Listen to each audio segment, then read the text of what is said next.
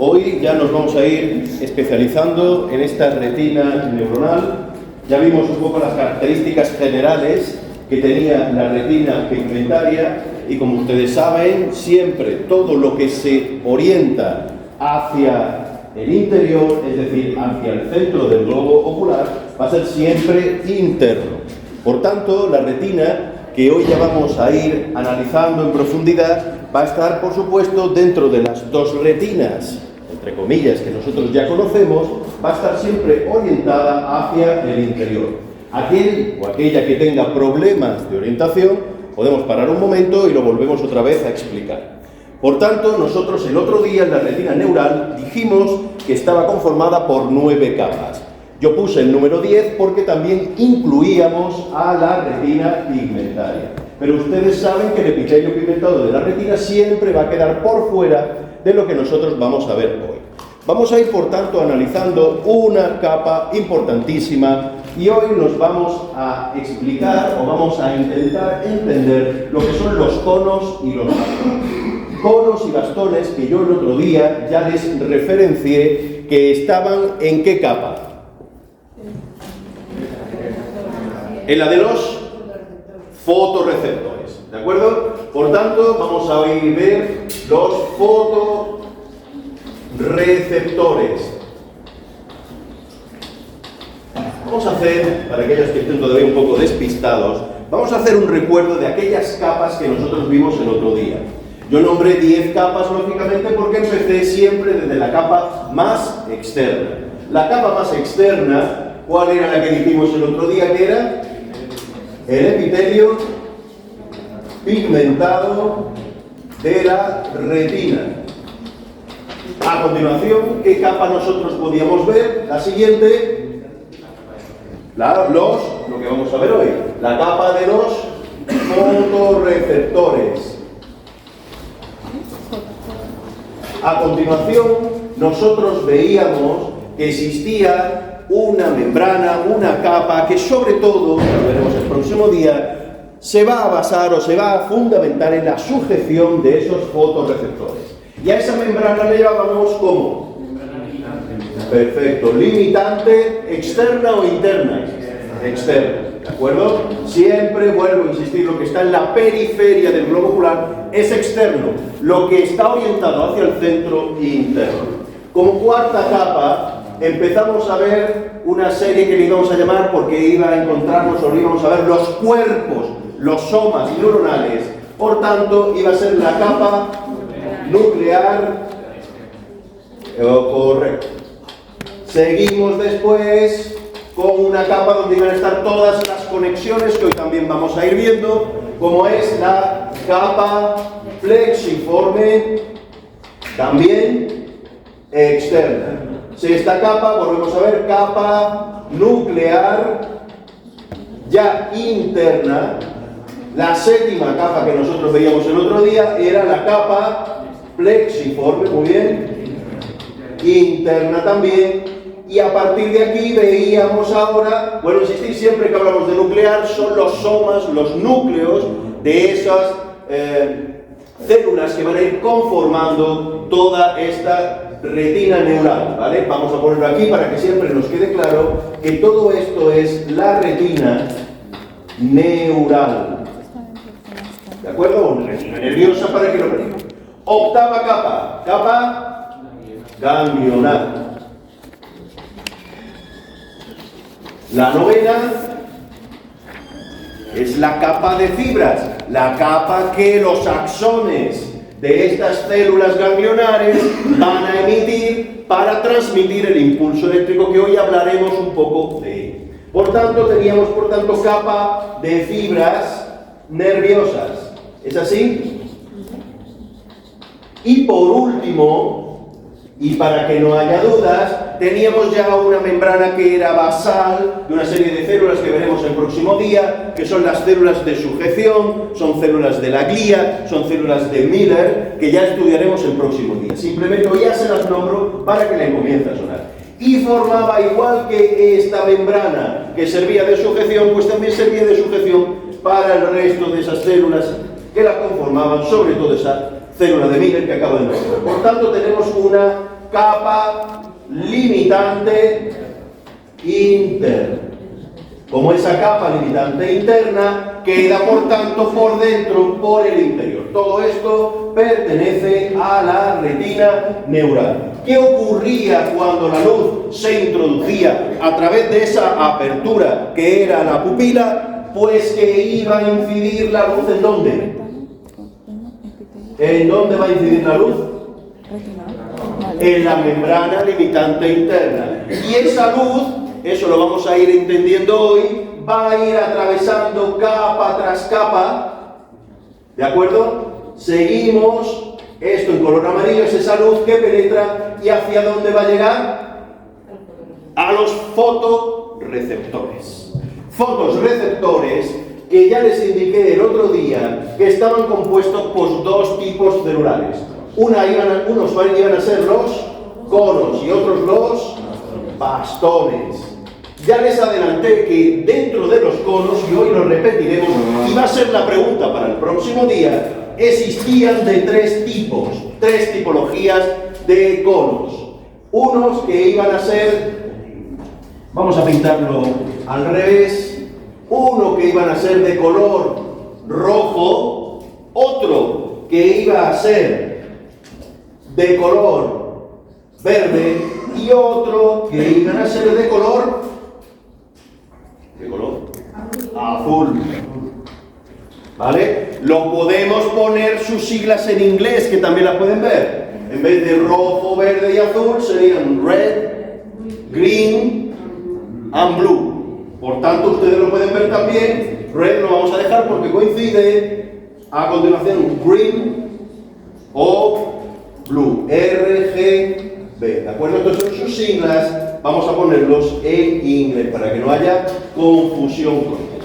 Por tanto, ya sabemos que los conos van a tener una función, sobre todo, de formación del cono. Mi pregunta, y ahora a lo mejor incluso puede ir siendo contestada durante la clase de hoy, es, el otro día, o hace 2 días, hicimos una pregunta. ¿Por qué existían iris de diferentes colores? ¿De acuerdo? Y decíamos que estaban en relación con unas células que eran los melanocitos, que originaban un pigmento que era la melanina, de ahí los lunares o los colores más oscuros en la piel. ¿De acuerdo? Bien. Por tanto, mi pregunta es, ¿el cono rojo, verde o azul tiene pigmentos rojos, verdes o azules? Primera pregunta que ustedes tienen que pensar y contestarme el lunes que viene. Y además quiero que me expliquen si hay o no hay esos pigmentos, el por qué los hay o no los hay, ¿de acuerdo? Y cómo podemos generar el color que ahora mismo nosotros estamos viendo. Porque hago otra siguiente pregunta, y esto sí ya lo meto en esta clase de hoy. ¿Todos vemos igual? ¿Todos vemos el color rojo como rojo? ¿Todos vemos el verde, el amarillo, el añil, el cualquiera? ¿Lo vemos igual? No. ¿No? Que levanten la mano los que digan que sí. Nadie.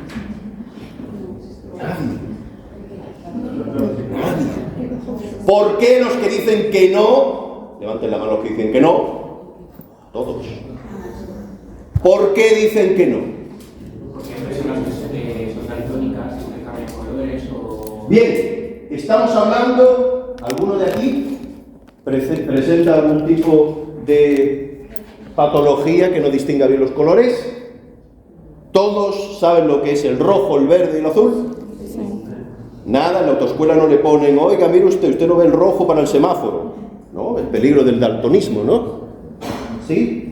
Todos entonces vemos los mismos colores. Pero su compañero se está refiriendo a una patología. ¿De acuerdo? Vamos a quitar las patologías de en medio. ¿De acuerdo? ¿Todos vemos los mismos colores? No. Seguimos manteniendo el no. Porque las mujeres ven más tonalidades de colores que los hombres, por ejemplo. Atención, comentario sexista. Comentario sexista. No lo digo en sentido peyorativo. Lo digo porque... ¿Y que es verdad? ¿Es verdad el qué? Que, Dígalo a la clase. que las mujeres ven más tonalidades de colores que los hombres. Pregunto, cambio la pregunta. ¿Los hombres vemos menos tonalidades que las mujeres? Sí. Pero es que... Vamos a ver. No existe un rojo magenta, rojo rojizo. Bien. Es que hay diferentes rojos. Su compañero taxativamente ha dicho el rojo es rojo, el verde es verde. ¿Es verdad eso?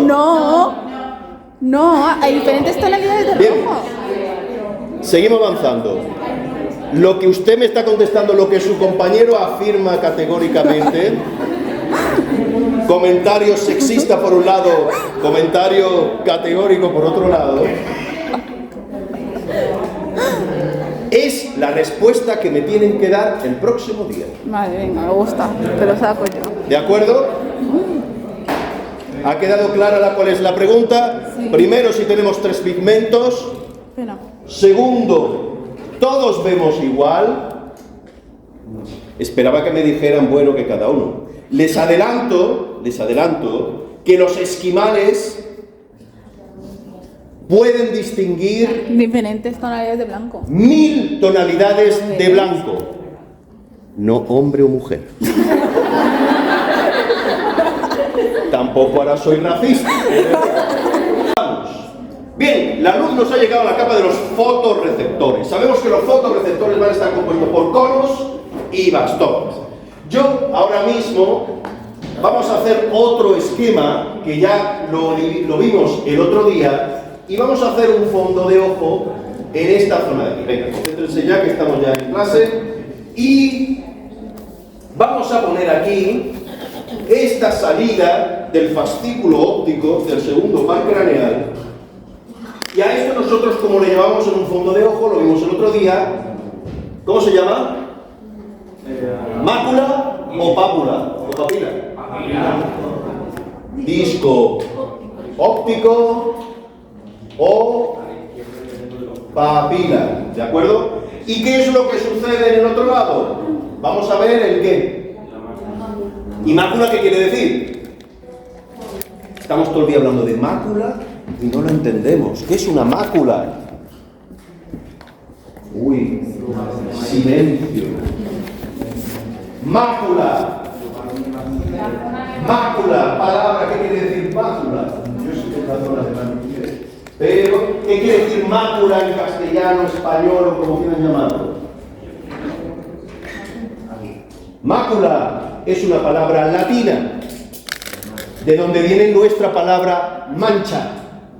¿De acuerdo o no? Mácula y mancha es lo mismo. ¿Por qué? Porque se ve en el fondo de ojo. ¿Qué es lo que se ve? Una mancha, parece como toda esa zona estuviera oscurecida. ¿De acuerdo? Por tanto, mácula, fíjense qué sorpresa, ahora hemos aprendido hoy que mácula quiere decir mancha. Inmaculado quiere decir sin Mancha. Vaya, acabamos de descubrir un mundo nuevo. Venga, siguiente. A continuación, el centro, como dice su compañero, la mácula, que es esa retina donde la visión se hace todavía más perfecta, más nítida, ¿de acuerdo? Más precisa, si lo prefieren. En su centro tiene otro elemento que se llama la fóvea. ¿Qué quiere decir fóvea? ¿Qué quiere decir fóvea? ¿Qué? Nada, no ha dicho nadie nada. Fóvea es una depresión, una fosa, ¿de acuerdo? Entonces, ¿qué es lo que sugiere? Que el centro de esa mácula, de esa mancha, está hundido, ¿de acuerdo? Se presenta una pequeña fosa, por eso se llama fóvea, ¿de acuerdo? Espero ya que no se lo olviden. Aquí vemos la papila, aquí vemos la mácula y ahí la fóvea. Bien, habíamos dicho que todo esto, lo que hay aquí alrededor, ¿cómo lo habíamos definido? Retina periférica.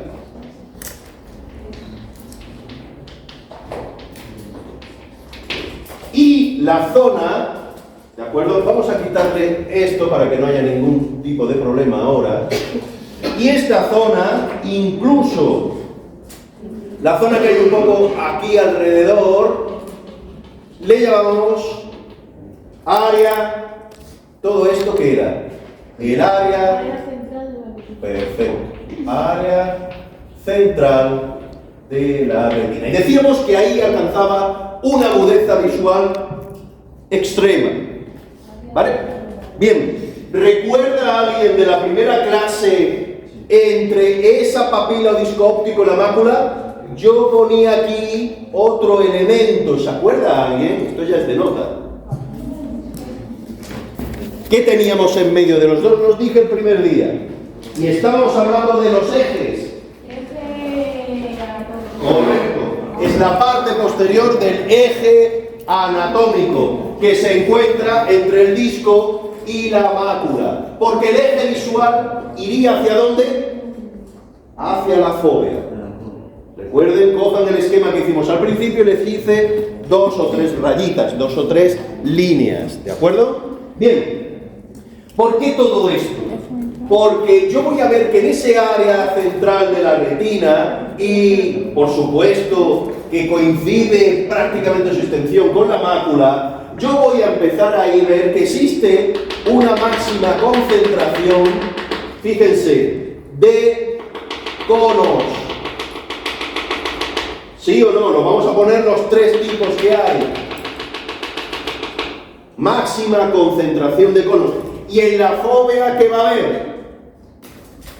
Ya la máxima, pero de las máximas concentraciones. No la pongo ya todo porque aquí, lógicamente, en esa zona central todavía existiría muchísima más concentración. Si nos vamos a ese área, por supuesto, vamos a ver también que va a estar localizado muchísimo en proporción conos, y ponemos esos 3 colores para indicar la presencia masiva de los conos.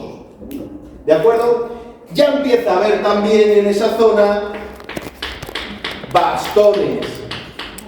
¿Qué es lo que sucede con esos bastones?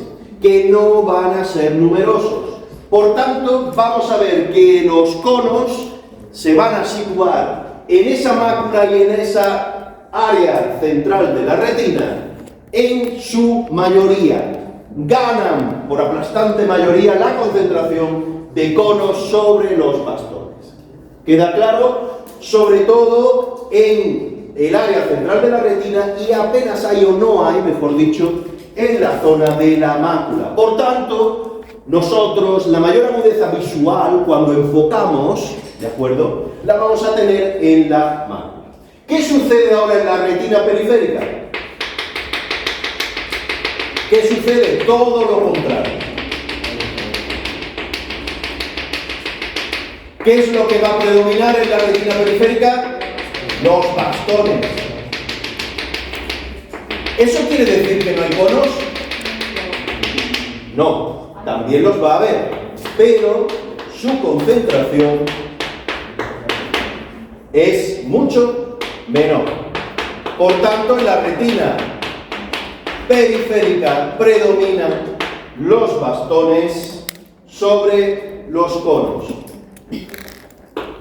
Esto lo tienen que tener claro, puede ser pregunta de examen. ¿De acuerdo? Esa es la primera diferenciación. Segundo, vamos a dibujar aquí qué es lo que hay en esta zona, qué es lo que está saliendo.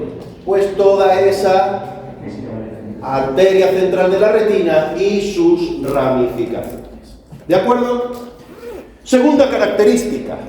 Los conos nos van a permitir diferenciar el color. Los bastones, no. ¿De acuerdo? Por tanto, los conos van a funcionar en la luz diurna o nocturna.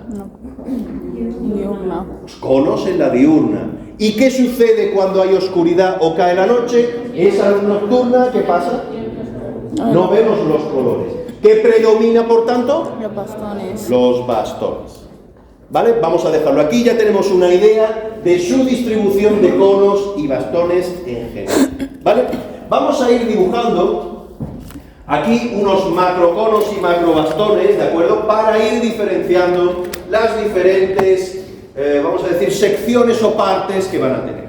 Bien, en primer lugar vamos a dibujar, fíjense, aquí el soma, el núcleo, y vamos a empezar por un bastón. Ese bastón, todo esto que estoy dibujando, es el soma, el cuerpo y su núcleo. Y además, yo estoy dibujando aquí esa prolongación que perfectamente nosotros ya conocemos. Y esa prolongación única que parte de ese soma, de ese núcleo, se conoce con el nombre del axón. Y además, cuando termina, va a tener un terminal sináptico, ¿sí o no?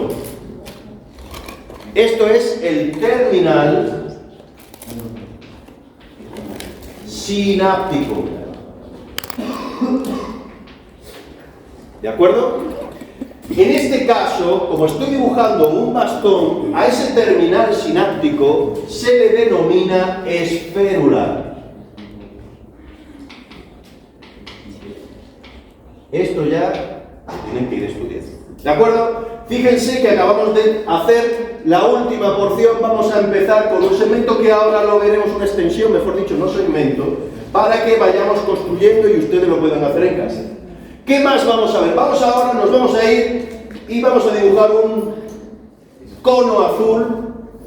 Y fíjense ahora la diferencia que va a haber cuando yo dibujo ese cono. ¿Qué notan en su soma? Está un poquito exagerado. Y en su núcleo, ¿qué notan ahí? Es mayor extensión. ¿De acuerdo? Primera característica que ya ustedes deben de poner.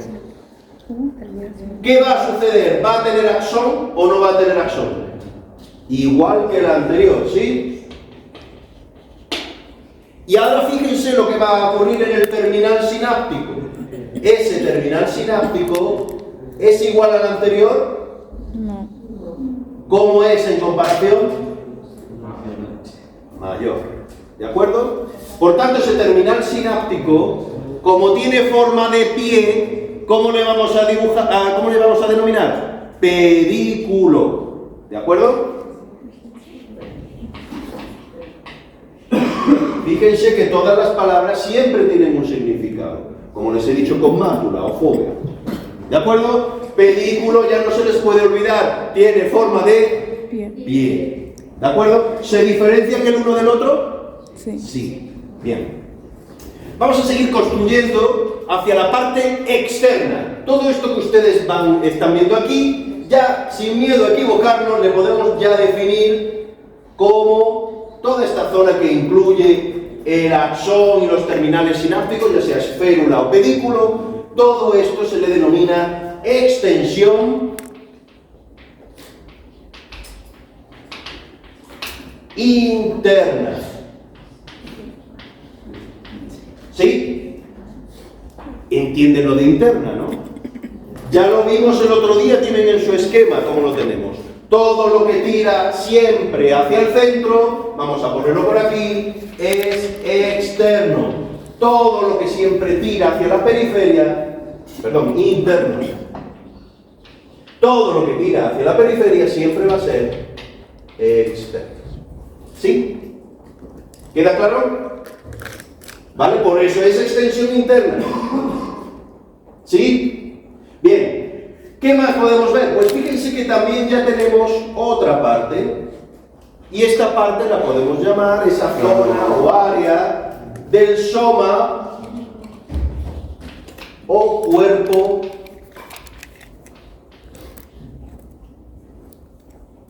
de los fotorreceptores. ¿De acuerdo? Tenemos esa segunda porción, fíjense bien. Bien, y ahora vamos a hacer la parte un poquito más complicada. ¿En qué consiste esto? Pues fíjense que aquí a continuación, recuerden que esto prácticamente a qué va a corresponder. Todo esto que yo les he dicho parte del soma y parte de la extensión, no los terminales sinápticos, correspondían, o nosotros lo podíamos corresponder a capa nuclear externa. Por tanto, todo esto que nosotros estamos viendo pertenece a la capa nuclear externa. ¿Se pierden o me siguen? ¿Se acuerdan o no? Capa nuclear externa, porque aquí estamos viendo ese soma, ese núcleo. Y a partir de estos terminales sinápticos nos encontraríamos ¿dónde?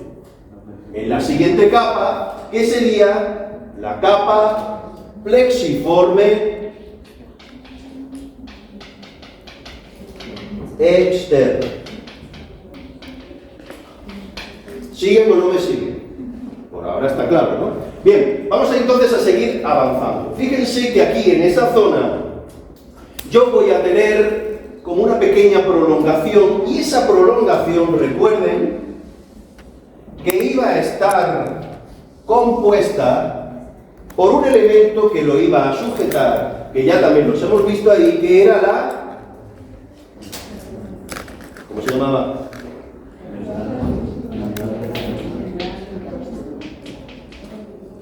Y a partir de aquí, nosotros vamos a ver esa, entre comillas, extensión externa, esas cabezas que le da ese nombre característico tanto a los conos como a los bastones. ¿De acuerdo? Y entonces nosotros vamos a ver que ese bastón va a tener una forma tal que así.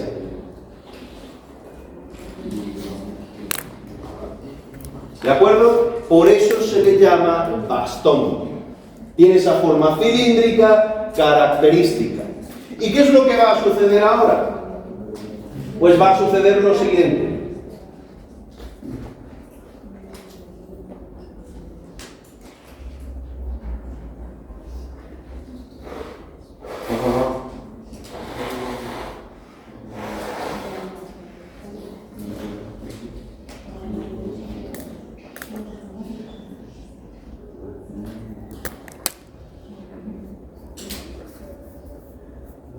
Va a suceder que tiene esta forma característica. Por eso se le denomina cono. ¿De acuerdo? Por tanto, bien, esto aquí, para hacer un poco y para que ustedes lo vean más claro, vamos a comernos un poquito esas letras para que vean una diferencia. ¿Vale? Esto no lo pienso borrar para que ustedes vean. Si ustedes ven, a todo ese segmento que yo veo por aquí, todo esto que va desde la membrana limitante externa hacia ese extremo externo, se le va a denominar extensión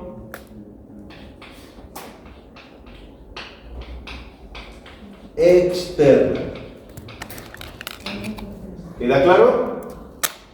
Por tanto, si yo tengo que dividir a un fotorreceptor en tres partes, aquí ustedes ya lo ven de una manera muy clara, tenemos por un lado lo que queda hacia el núcleo, hacia el centro, de ese globo ocular, y se denomina la extensión interna. Después tenemos el cuerpo. El cuerpo, por él, constituye solo una misma zona que es el soma y cuerpo. Y después tenemos la parte que mira hacia la periferia, hacia afuera, que sería la extensión externa. ¿Sí o no? ¿Comprenden todo? Porque ahora viene un poquito el lío. ¿De acuerdo? Bien. Vamos a ver lo siguiente. Por tanto, tres partes tienen un fotorreceptor, de las cuales yo voy a ver que una parte va a pertenecer a la capa nuclear externa, otra parte a la capa plexiforme externa, y la extensión externa, ¿a dónde va a pertenecer? ¿A qué capa? A los a la capa de los fotorreceptores.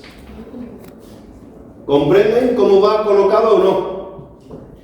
Fíjense, esos fotorreceptores, en realidad, la capa de fotorreceptores, en realidad, puede ser pregunta de examen, por eso se lo digo para que lo piensen, en realidad, solo va a estar la extensión externa, ¿sí o no?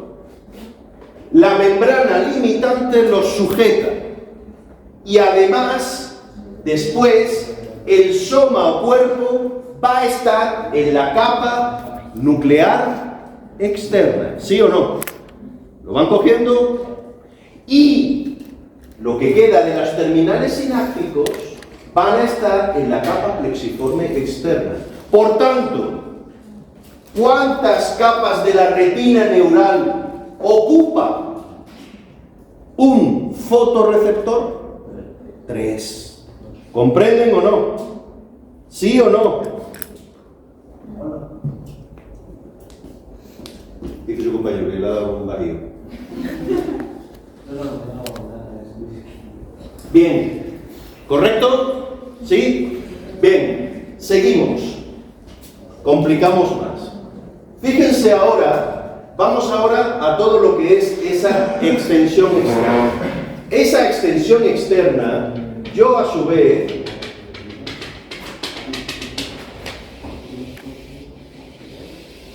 esa extensión externa, yo a su vez la puedo dividir en segmentos. ¿De acuerdo? ¿Y qué segmentos va a ocupar? Van a tener a su vez 3 segmentos. El segmento más externo se llamará segmento externo. ¿Sí o no? Toda esta zona, lo que ocupa el cono, lo que ocupa el bastón, la parte más externa, se va a denominar, por tanto, todo esto, el segmento externo. Y el segmento interno es estas capas de aquí, ¿de acuerdo? Que va a ir desde la membrana limitante externa y va a haber aquí un límite que ahora les voy a explicar. Y se denomina el segmento interno. ¿De acuerdo? Y el que queda entre los dos, como une segmento externo y segmento interno, se denomina el segmento conector. Segmento conector. Por tanto, un fotorreceptor, ¿cuántas partes tiene? 3 partes, ¿qué son? No. Soma. No. No. Extensión interna. Extensión. Y extensión externa. Extensión Interna. Anótenlo.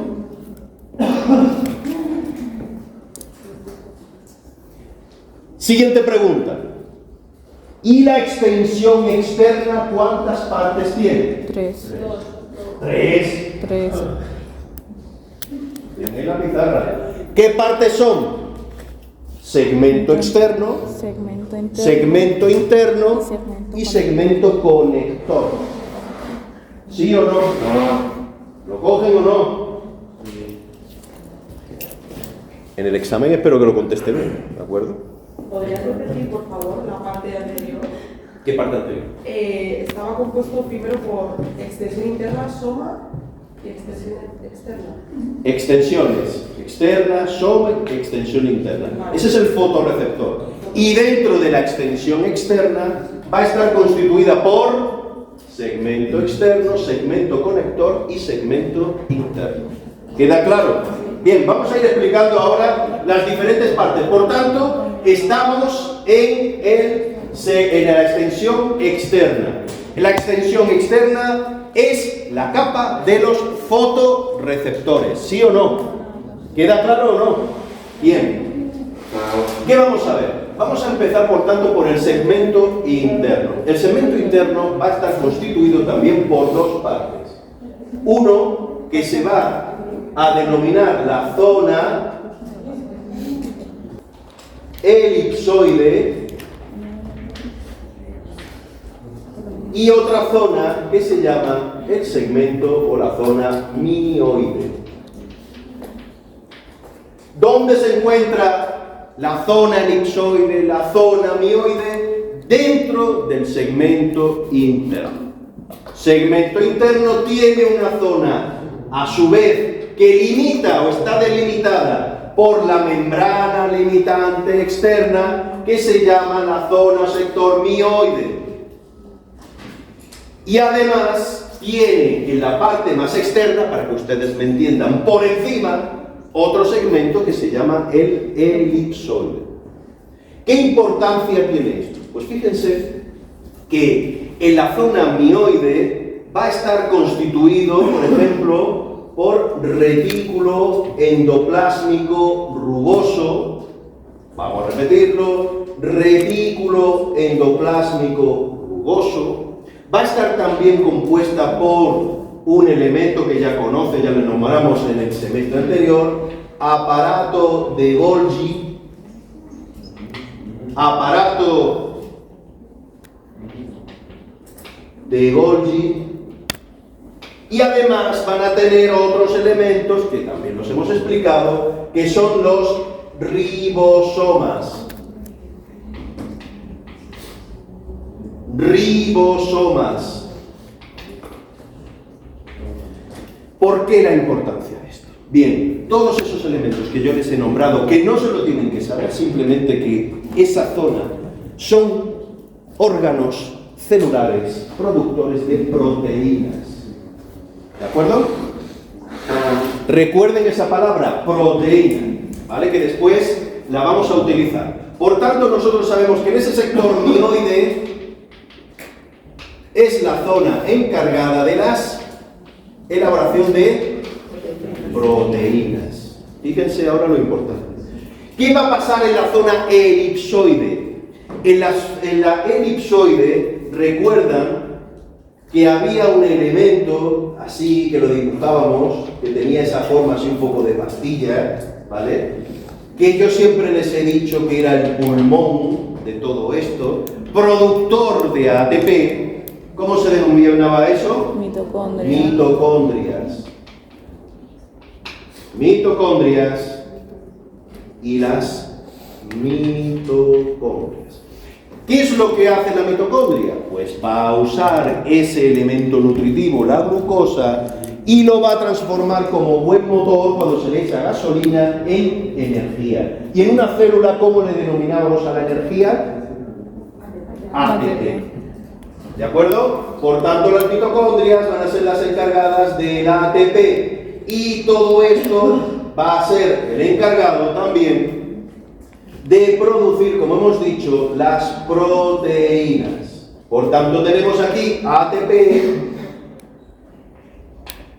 y las proteínas. ¿Vale? Vamos a dejar esa idea ahí, que después la vamos a ver. Bien. Vamos a ver, fíjense, que si nosotros seguimos, va a haber ahí ese segmento conector. Y si yo digo que es un segmento conector, es porque va a relacionar todo el segmento interno con el segmento externo. ¿En qué sentido? En que va a haber unas autopistas, unos canales, que nos va a unir todo esto, como ustedes pueden estar viendo, en esa zona. ¿Vale? Esto que ustedes ven aquí son esas carreteras que esos sectores, esos segmentos, segmento interno, su parte elipsoide y mioide, va a hacer que ese ATP y esas proteínas circulen hacia el segmento externo. ¿De acuerdo? Y ahí, estos son, vamos a ponerlo aquí, una serie de microtúbulos.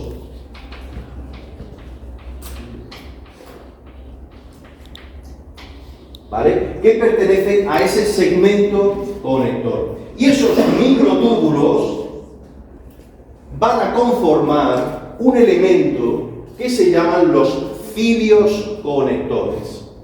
Vamos a dibujarlo por aquí. Un cilios conectores. ¿Por qué está formado? Va a estar formado por 9 pares de microtúbulos. De tal manera que si yo ahora aquí le hago un corte de esta manera transversal, yo voy a ver un anillo de esta manera. Vuelvo a insistir, es un corte que yo establezco a este nivel, un corte transversal. Yo voy a ver que se produce este anillo y los microtúbulos, fíjense, se distribuirían de esta manera. 1, 2, 3, 4, 5, 6, 7, 8 y 9. ¿De acuerdo? Se irían poniendo en esa forma circular y se colocarían esos microtúbulos. ¿Cómo se denomina todo esto? Cilios conectores, formados por 9 pares de microtúbulos. ¿De acuerdo? ¿Qué es lo que va a ser? Autopistas, comunicación, segmento interno, es decir, elipsoide y mioide, con el segmento externo. Le da energía, le da material de construcción. ¿Por qué? Porque aquí, ¿vale? Eso lo he cortado un poquito, pero ustedes ven aquí que va a estar formado ese segmento externo en el bastón por estos elementos que ustedes ven aquí internamente, que se llaman discos. ¿De acuerdo?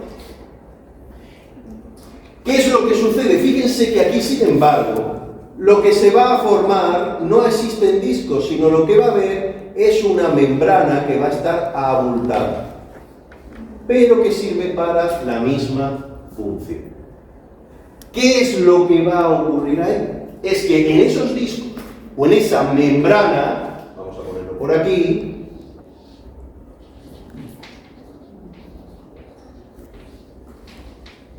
en esos discos y en esa membrana se van a depositar los fotopigmentos. En esa membrana ustedes van a ver que se van a depositar los fotopigmentos.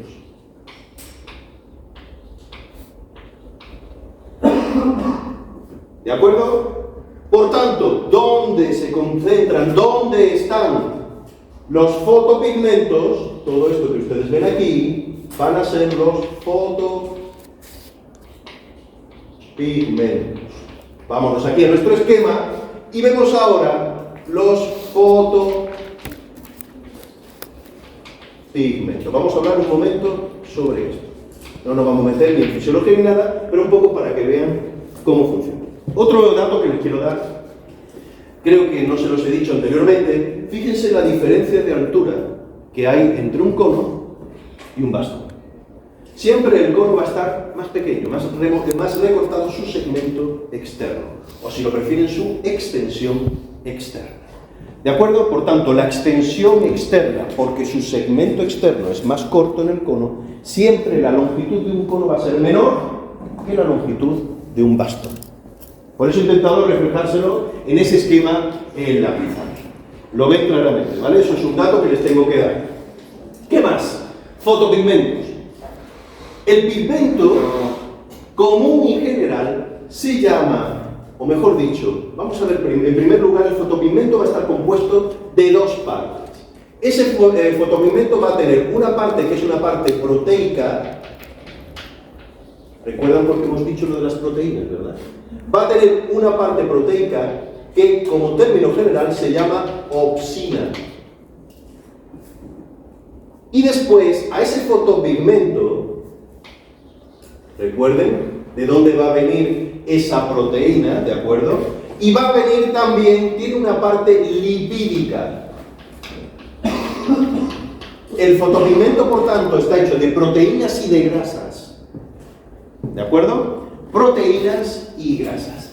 Y aquí, esa parte lipídica, yo ayer les hablé de un compuesto que era la vitamina A. ¿Se acuerdan o no? ¿De dónde venía la vitamina A? ¿Quién almacenaba la vitamina A? Lo dijimos como última característica. ¿Quién almacenaba la vitamina A? ¿Quién? La pigmentada. ¿De acuerdo? Fíjense, por tanto, que la proteína viene elaborada dentro del mismo fotorreceptor. Sin embargo, la grasa, el lípido, viene almacenada de la vitamina A. ¿Y dónde se encuentra la vitamina A? En el epitelio externo o interno. Externo. ¿De acuerdo? Epitelio externo de la retina o pigmenta. Fíjense que ya estamos mezclando dos cosas. En el caso del cono y en el caso del bastón, esa proteína, en el caso del bastón, se va a llamar la rodopsina. Y en el caso del cono, iodopsina. ¿De acuerdo? Que son las opsinas, la parte proteica que...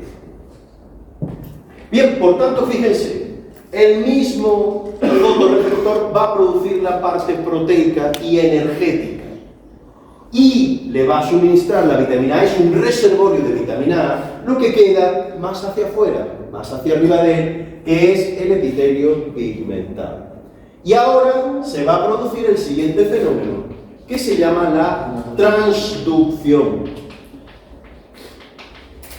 En este caso, la fototransducción.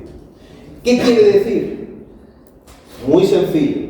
Quiere decir que nos va a llegar el componente lumínico en forma de onda, ¿sí o no? ¿Qué hemos hecho el esquema? ¿Qué es lo que ha ocurrido?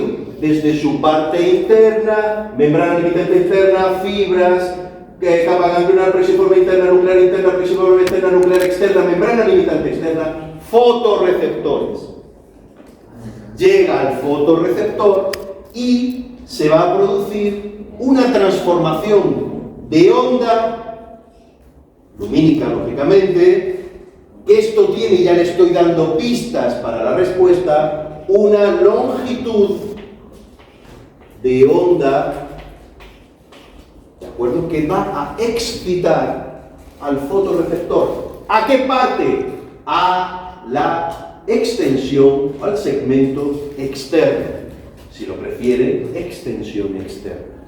Lo cogen, lo excita y a partir de aquí, cuando está el fotorreceptor, ¿qué es lo que va a suceder? Se transforma en un impulso eléctrico. Eso es la fototransducción.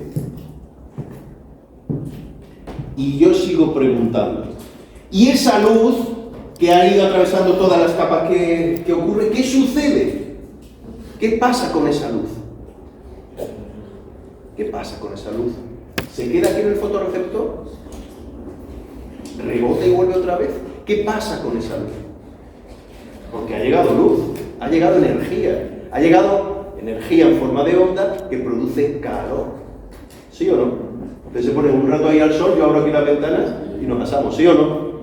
¿Qué sucede con esta luz, esa onda? ¿Qué pasa con ella? Transmite. Podemos morir ciegos, ¿no? Bueno, morir ciegos. Podemos quedarnos ciegos. ¿Qué sucede? ¿Por qué le mando yo el ejercicio? Pues tu compañero no ha respondido. ¿Por qué les he mandado el ejercicio de qué capas hay? Más hacia afuera, más hacia externo. Porque lo absorbe. ¿Qué es lo que sucede con esa luz? Queda absorbida y amortiguada. ¿Sí o no?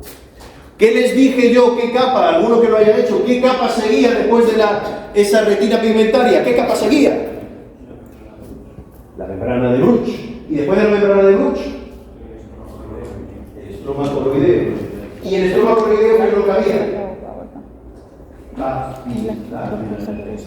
¿Qué les digo yo que hacen los capilares? Además de traer energía y aportar elementos, absorbían calor. ¿Sí o no? Y entonces, esa sangre que va circulando muy rápido por nuestra coroides elimina el calor. Es el refrigerante del motor de un coche. ¿De acuerdo?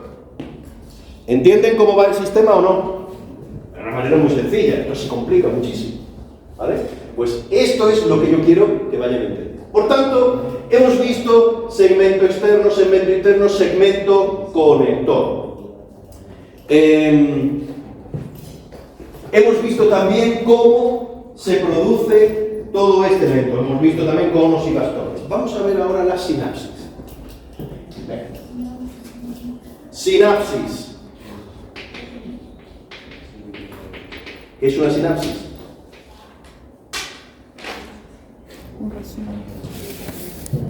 Que en mi clase no tengo que no va a haber vergüenza. Correcto, un intercambio de información. ¿De acuerdo? Pasa el impulso eléctrico de una neurona a la otra. Otra pregunta que les hago aquí a la clase, a ver si me piensan o no me piensan. ¿El fotorreceptor es una neurona? Es una neurona modificada. ¿De acuerdo? Por tanto, tienen que tener claro que los fotorreceptores son neuronas modificadas. Y como buena neurona modificada, tiene que manejar un impulso eléctrico. Se origina en ella y lo transmite. ¿Hacia dónde transmite ahora el impulso eléctrico? Vamos a ponerlo en verde. ¿Hacia dónde? Membrana limitante externa la atraviesa. ¿Va a la capa nuclear externa la atraviesa o no? ¿A dónde va? A la capa plexiforme externa. Capa plexiforme externa, y ahí vamos a ver qué sinapsis hay. ¿De acuerdo? Ahí es donde estamos ahora. ¿Me siguen? Estamos ahora, hemos vuelto, hemos hecho un recorrido y hemos vuelto otra vez hacia el interior. Empieza ahora esa sinapsis. Y yo les he dicho que había un elemento que se llamaba ¿cómo? ¿Este cómo se llama? Venga, si lo tienen ahí en la pizarra. ¿Cómo se llama eso? Esférula. ¿Y el otro que habíamos visto, cómo se denomina? Pedículo. Es necesario que le haga aquí. Vamos a dibujar otro.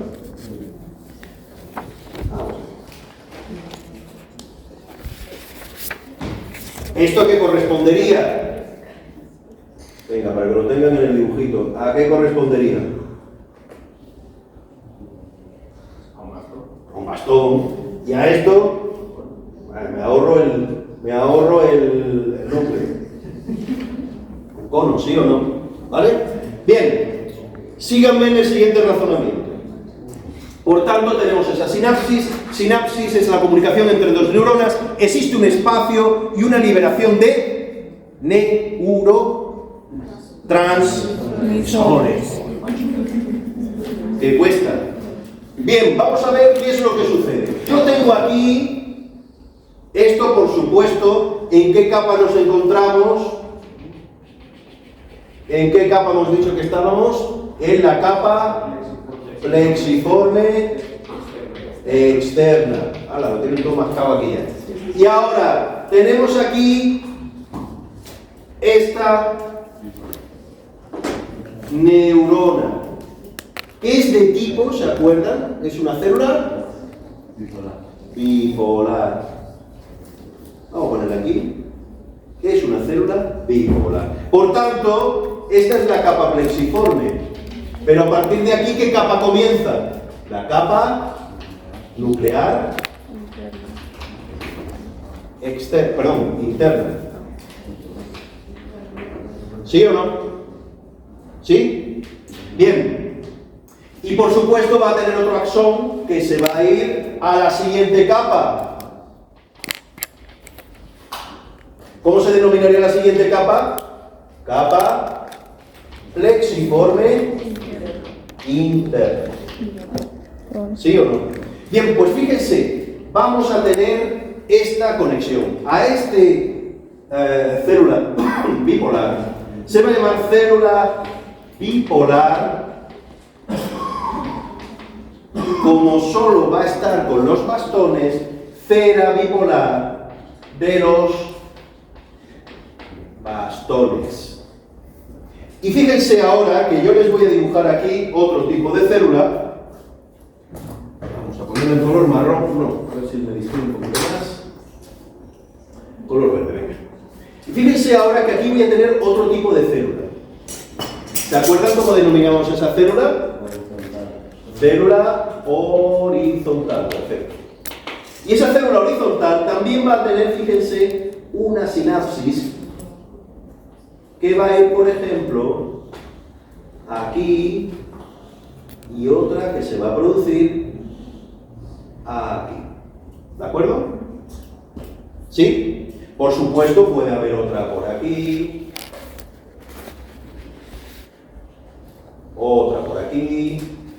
¿Qué capas está? Vamos a dibujar otra si quieren también en este segmento. Y vamos a dibujar otra por aquí y otra, por ejemplo, por aquí. Son células horizontales y están haciendo una sinapsis. ¿Qué es lo que sucede en esta sinapsis en concreto que se produce en la esférula de un bastón? Aquí, a ese tipo de sinapsis, ¿cuántas patitas están implicadas? 3. La de medio, que es de la célula bipolar de los bastones, ¿sí o no? Y 2 laterales que van a ser de las células horizontales. A este tipo de sinapsis, vamos a ponerlo aquí con el numerito 1, a ese tipo de sinapsis se le denomina tríada. Y va a estar compuesto por ese elemento o esos elementos que ustedes están viendo ahí en la pizarra.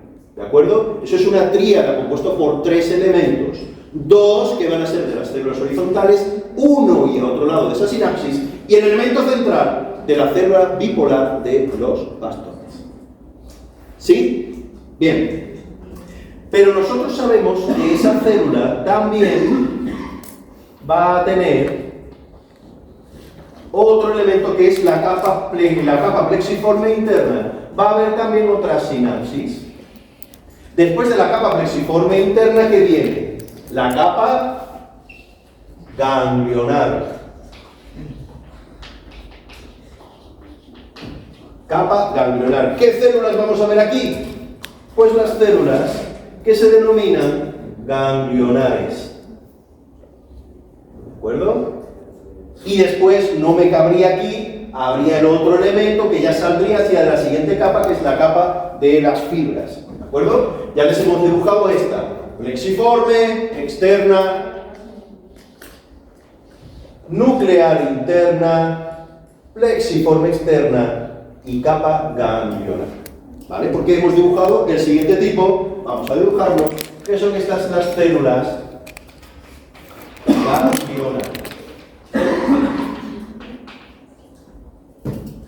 ¿Sí? Bien, podemos pintar aquí una, podemos pintar aquí la siguiente, que se iría ese axón justo hacia esa zona, ¿vale? Hacia la siguiente, que no me cabe, que sería la capa de las fibras de estos. ¿De acuerdo? Bien, ¿qué es lo que sucede? Fíjense ahora que la sinapsis se puede establecer en esa zona de aquí con las células ganglionares. Y lo que nosotros vemos es que en esa capa plexiforme no solo una, sino varias células ganglionares pueden hacer sinapsis con una sola célula bipolar de bastón. Por lo cual, ustedes fíjense, en la primera sinapsis nosotros vimos que se podía establecer varias sinapsis con los o las esférulas de los bastones. Y con la ganglionar o células ganglionares, varias sinapsis. Por tanto, una célula bipolar, para que ustedes tengan la regla mnemotécnica, pueden hacer varias sinapsis con varias sinapsis. ¿Entienden lo que quiero decir? Varias sinapsis con respecto de la plexiforme externa y varias sinapsis con las plexiforme internas, es decir, con las células ganglionares. ¿Lo comprenden? Es muy sencillo, solo quiero que me sepan esto y el tipo de sinapsis. ¿Lo ven o no lo ven? Bien, Vamos a seguir con el siguiente tipo de célula bipolar. Y el siguiente que nosotros, si hemos visto de la célula bipolar de bastones, ahora ¿cuál vamos a ver? Célula bipolar de Los conos. conos. Pero le vamos a añadir un adjetivo, enanas, ¿de acuerdo? Por tanto, nosotros vamos a ver que tenemos una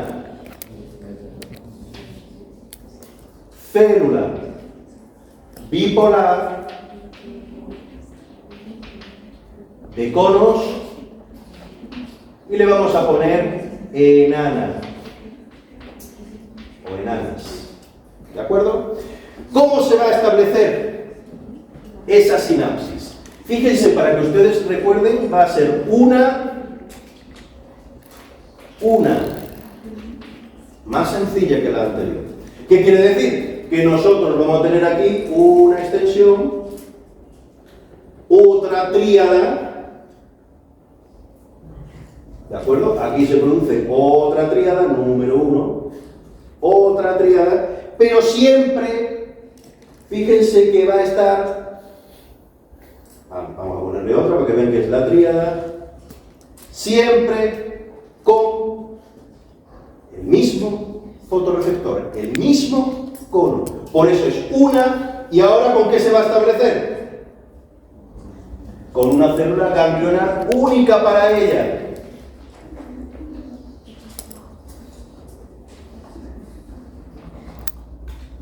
Una. ¿Sí o no? ¿Vale? Ese es el segundo tipo de célula bipolar que tendríamos. Y ahora vamos a ver las células bipolares que se llaman planas, ¿de acuerdo? Células bipolares planas o difusas. Células bipolares, vamos a pintarle en color blanco, células bipolares,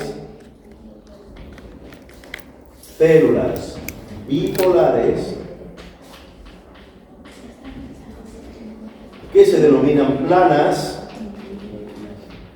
o difusas. Células bipolares planas o difusas. Y sus sinapsis van a ser, igual que la primera, varias.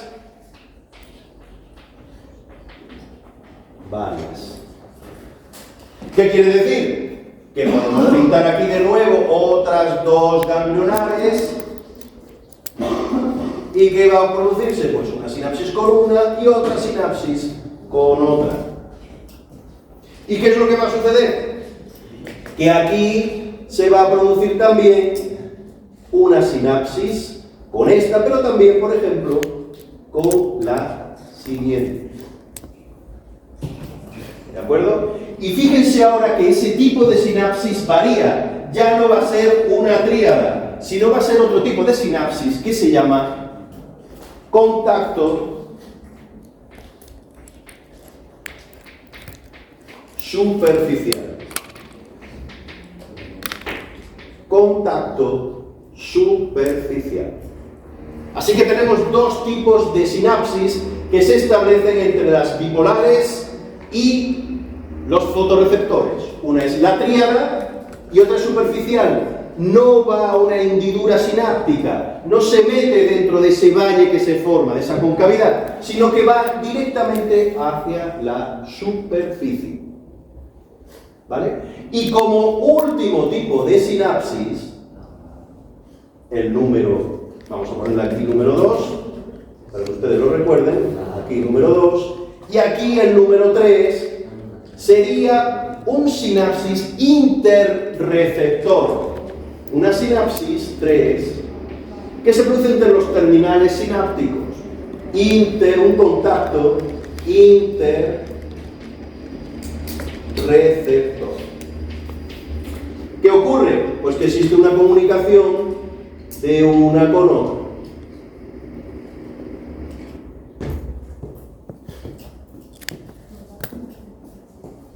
Bien, repasemos lo que yo quiero que se queden de esta idea. Lo primero, vamos a ver que existen 3 tipos de células bipolares. Y esto es lo que se tienen que aprender. Célula bipolar de bastones, célula bipolar de conos enanas, células bipolares planas o difusas. Solo 3. ¿Qué características tiene la célula bipolar? Primero, que la célula bipolar de bastones solo va a hacer sinapsis con bastones. ¿De acuerdo? Primera característica. Segundo, que sus sinapsis con los fotorreceptores va a estar implicados varios fotorreceptores, es decir, varios bastones. Y con las ganglionares también van a estar implicados varias células ganglionares. ¿De acuerdo? Siguiente tipo de célula. Bueno, el tipo que se establece es una tríada. La pueden ir recurrir, fíjense, porque se aprendan estos 3 y estos 3 conceptos, ya no tienen por qué estudiar nada más. Pero quiero que lo comprendan. ¿Qué más? Vamos a ver ahora que esas células, la siguiente tipo de célula bipolar o bipolares, de conos enanas. Aquí es muy exclusiva, muy sibarita. Solo quiere una y una conexión, en este caso con los conos, y una conexión solo y exclusivamente con las células ganglionares. A continuación, ¿qué es lo que vamos a ver? Que están las células bipolares planas o difusas. ¿Qué tipo de sinapsis se establece? Pues una que se denomina contacto superficial, mientras que las otras 2 eran tríadas. ¿De acuerdo? Estas son en contacto superficial, tocan un punto, y no precisamente en esa hendiduración. Es superficial. Pero sin embargo, va a estar relacionando varios fotorreceptores, varios conos. Es la relación que va a presentar. Y también varias sinapsis con las células ganglionares. Por eso les pongo el esquema. Célula bipolar bastones, varias. Célula bipolar conos enanas, una. Y célula bipolar plana y difusa, varias. Recuerden que bipolares planas y bipolares de conos enanas son solo para conos.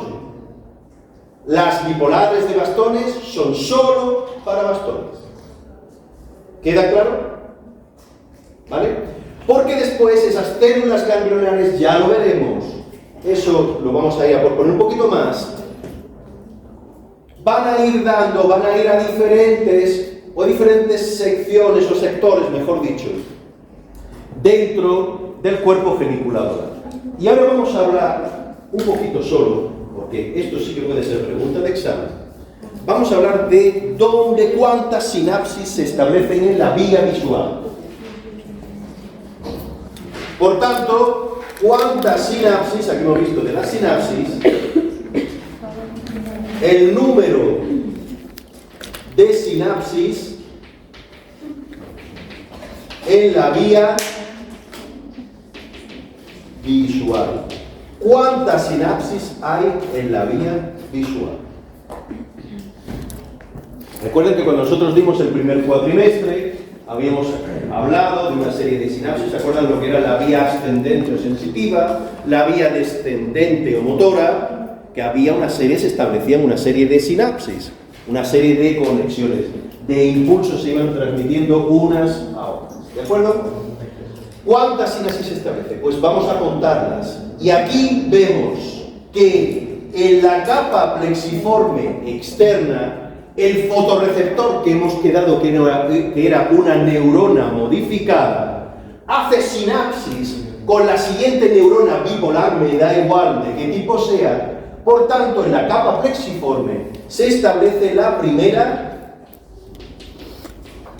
sinapsis. ¿Sí o no? La primera intercambio del impulso eléctrico se produce en la capa plexiforme externa. ¿Entre qué 2 elementos? Pues entre los fotorreceptores y las células bipolares. ¿Sí? Por tanto, sigue esa despolarización de membrana, es decir, esa transmisión del impulso eléctrico y ahora nos lleva hacia la capa plexiforme interna.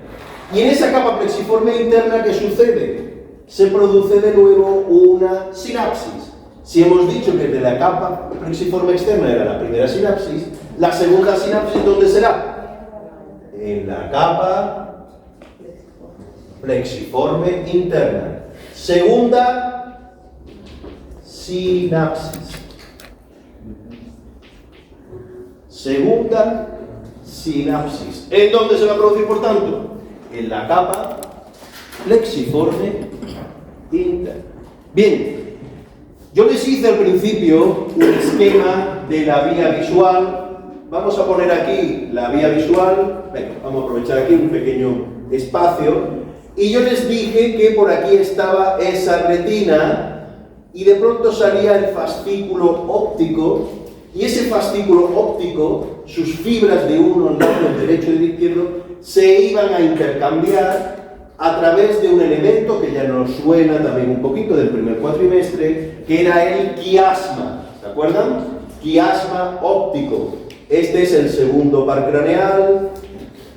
Aquí nosotros lo que vemos es el quiasma. Y después veíamos que del quiasma salían de nuevo otra serie de fibras, pero ya no son fibras del derecho y del izquierdo, de los fascículos ópticos, son fibras mezcladas. Y a esto le denominamos como el tracto óptico. ¿Sí o no? Esta es la retina. Segundo par craneal, fascículo óptico, quiasma óptico. Algunas siguen, otras se decusan, se van por un camino y otro por el tracto óptico. Y a partir de aquí había un elemento que estaba en el metatálamo, recuerden la pregunta del examen, metatálamo, que se denominaba cuerpo geniculado lateral. ¿Sí? Ese cuerpo geniculado lateral, a partir de ahí esas fibras ganglionares hacen sinapsis con otras neuronas, ¿de acuerdo? Pardocelulares, que ya lo iremos, o magnocelulares, ya lo iremos aquí. Pues en el cuerpo geniculado lateral se produciría la tercera sinapsis. Tercera sinapsis. ¿Qué sucede? Después vienen las radiaciones ópticas y van ya justo a esa fisura calcarina, ¿de acuerdo? Que es donde vamos a recibir esos impulsos y donde verdaderamente vamos a interpretar esas imágenes.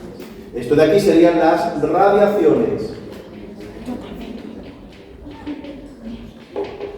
ópticas. Radiaciones ópticas. Iría hacia la fisura calcarina. Bien. Por tanto, resumiendo,